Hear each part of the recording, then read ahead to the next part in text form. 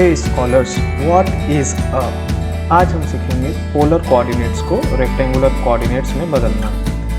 तो हमें फिजिक्स और मैथमेटिक्स में कई बार पोलर कोऑर्डिनेट्स को रेक्टेंगुलर कोऑर्डिनेट्स या वाइस वर्सा में बदलने की ज़रूरत पड़ती है। तो देखते हैं इसको कैसे करते हैं।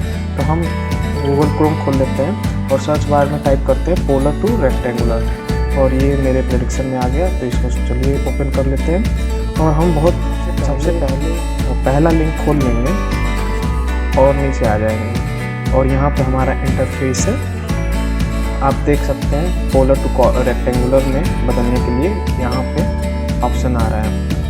तो इस डायलॉग बॉक्स में रेडियस एंटर करेंगे, लेट्स से 72 at 60 डिग्री। तो यहाँ पे 72 हमने एंटर किया और यहाँ पे कर दिया 60 डिग्री।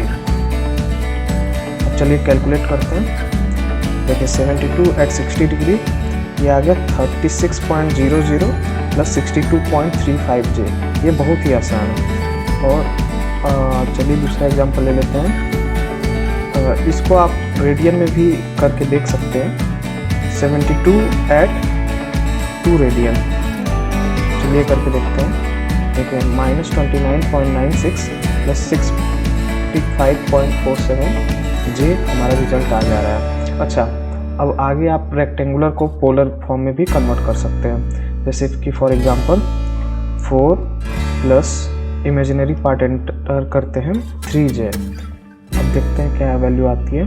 4 प्लस 3j की वैल्यू आती है 5 at एंगल ऑफ 0.64। तो देखा आपने कितना आसान है ये।